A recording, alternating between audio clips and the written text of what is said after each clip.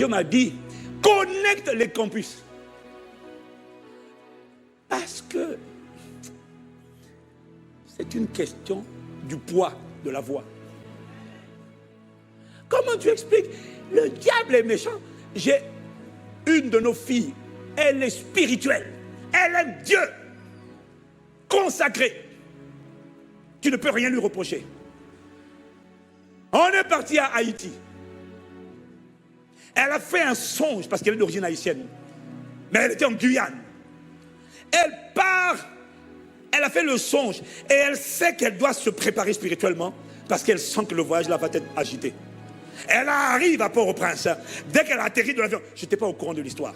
Elle prend possession par la foi du pays. Elle arrive à l'hôtel. Elle fait l'onction d'huile sur les portes de l'hôtel, de sa chambre. Tellement elle sait, malgré cela, tout son séjour d'une dizaine de jours, ça a été calvaire. Affligée, accablée, oppressée, combattue. Elle ne sait pas par quoi. Et quand elle repart, on finit en Haïti, tant bien que mal.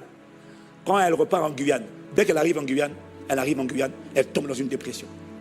Une sœur qui n'a jamais eu de problème de dépression.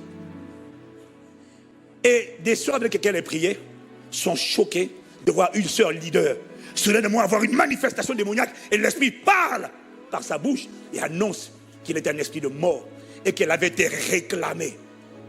Et qu'elle avait, si elle mettait les pieds à Port-au-Prince, des faisceaux de malédiction et d'esprit de mort convergeaient. Elle est née de nouveau. Elle craint Dieu. Mais dès qu'elle a mis les pieds à Port-au-Prince, des esprits ont surgi. La prendre, frère, il y a des combats que tu ne peux pas remporter seul devant ton écran. Tu ne peux pas. Dieu doit te connecter à un libérateur. Et tu sais quoi? Les pasteurs là-bas, ils ont prié pour elle. Au nom de Jésus, ils ont prié. Rien. Elle se sent mieux, elle plonge. Elle se relève, elle plonge. Elle était en train de dépérir. J'ai dit, envoyez-la. Et c'est là qu'ont commencé les 21 jours du mois de décembre 2018. J'ai dit, envoyez-la, viens. On va payer ton billet, tu viens ici.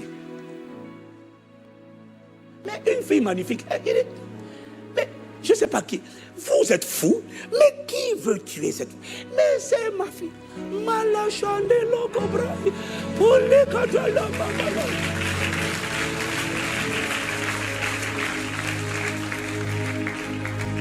Mais c'est une grosse faute. Bien aimé, je ne sais plus comment j'ai prié.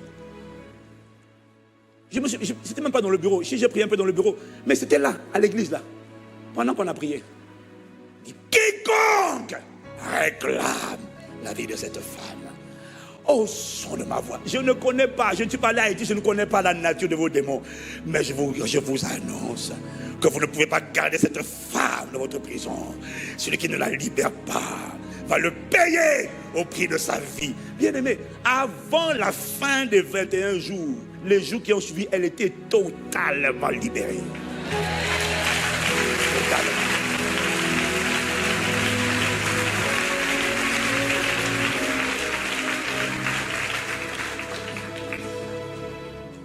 Ce n'est pas une revendication, c'est un message qui m'a dit de transmettre. Tu n'as pas besoin de le dire. Celui qui discerne, c'est bien. Celui qui ne discerne pas, tant pis pour lui. Mais je peux te dire une chose. Ceux qui discernent et qui connectent à un libérateur ne peuvent pas rester dans la fosse. C'est impossible. Ils ne peuvent pas. Ils ne peuvent pas. Mais le Saint-Esprit m'a dit, connecter, ce n'est pas seulement être sous la couverture de. Non. C'est pas ça. Démas était un compagnon d'œuvre de Paul. Sous l'autorité de Paul, Judas était sous l'autorité de Jésus. Judas a été réclamé. Démas était sous l'autorité de Paul. Démas est retourné dans le monde. Donc, ce n'est pas le fait d'être sous la couverture pastorale. Il m'a dit le secret.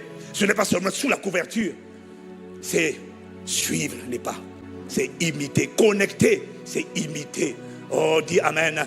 Donc, dans 2 Timothée 3 au verset 10, Paul dit, pour toi, tu as suivi de près Tu as suivi de près mon enseignement, ma conduite, mes résolutions, ma foi, ma douceur, ma charité, ma constance. Il m'a dit le secret, c'est de devenir mes imitateurs, comme je le suis moi-même de Christ. 1 Corinthiens 11 au verset 1. Pour toi, tu as suivi de près. Timothée a suivi de près. Il m'a dit connecter, c'est pas venir à l'église. Connecter, c'est plus que donner sa dîme. Connecter, c'est imiter. Alors le Saint-Esprit m'a donné l'exemple de Josué, qui lui aussi a fini par devenir un libérateur. Mais comment Josué est devenu un libérateur à la suite de Moïse? Il m'a montré que Josué a connecté aux paroles de Moïse. Connecter à une personne n'exige pas de la voir tous les jours, parce que la connexion dans la parole, la connexion dans l'observation, tu peux connecter à travers les enseignements, tu peux connecter. Il m'a dit que connecter, Josué a connecté à Moïse. Il avait le zèle, comme Moïse parlait, Josué écoutait. Comme Moïse dit, Dieu a dit, allons prendre Canaan. Josué avait la même foi que Moïse. Il avait la même détermination à voir la gloire de Dieu révélée, à voir la volonté de Dieu s'accomplir que Moïse. Il ressentait les battements de cœur de Moïse. Et regarde, dans Exode 33, au verset 11, regarde un secret qui nous est montré. L'Éternel parla avec Moïse face à face, comme un homme parle à son ami. Puis Moïse retourna au camp. Moïse sort donc de la présence de Dieu, mais la Bible dit, mais son jeune serviteur, Josué, fils de Nun, ne sortait pas du milieu de la tente. Ça veut dire quoi? Josué avait capté la même soif de la présence de Dieu que Moïse. Connecter, c'est pas seulement venir à l'église. La soif que Moïse avait. Moïse a fini, Josué demeure. Mais comment je peux demeurer? Tu sais, en écoutant rien que les temps d'adoration prophétique en boucle, est-ce que tu sais que tu es en train de demeurer dans la même présence? Oh, laisse tomber, tu ne comprends pas. Malato limarabosa.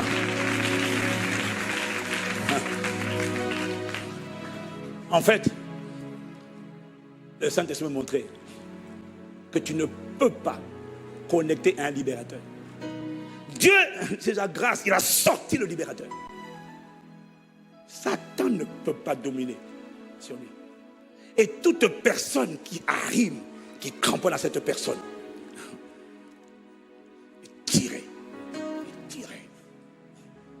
Mais c'est un secret redoutable. Et il m'a dit, c'est pour ça que Satan, quand il discerne un libérateur, il va faire en sorte qu'on jette des pierres sur lui. Qu'on réponde des rumeurs. Pourquoi? Pour que les gens disent, lui là-bas, ces gens-là, oh, il faut se méfier d'eux, oh, il faut se méfier d'eux. Et même dans l'église, il y en a qui vont le mépriser. Oh, mais de toute façon, c'est un homme comme nous. On est tous des êtres humains. On ne transporte pas le même manteau.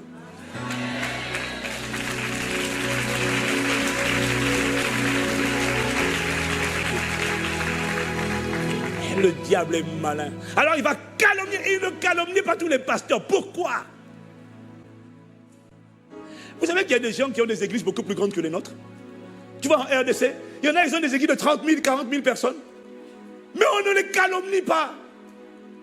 Mais pourquoi il va susciter des gens qui vont dire, ah non, ces deux-là, méfiez-vous d'eux, méfiez-vous d'eux. Et les gens disent, ah, méfiez-vous d'eux. Et tous ceux qui ont dit, méfiez-vous d'eux, regarde leur vie. Je parlais tout à l'heure de l'ami du pasteur Jacques, qui a honni le pasteur Jacques, parce qu'il est venu se placer sous notre tutelle. Il est venu il y a 2 ans. J'ai eu compassion.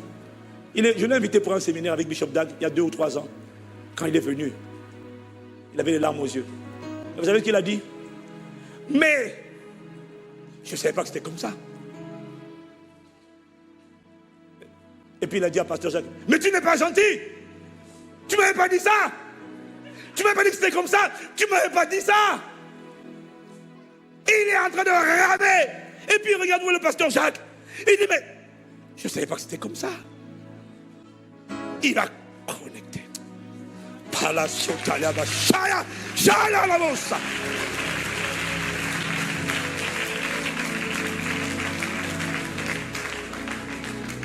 Quand Satan veut bloquer ta vie, il va t'emmener à mépriser un libérateur par lequel ta vie, si tu étais seulement connecté, aurait été libérée.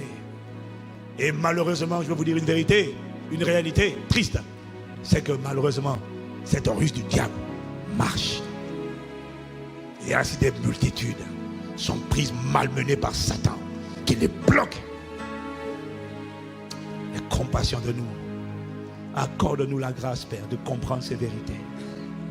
Nous sommes ce que nous sommes uniquement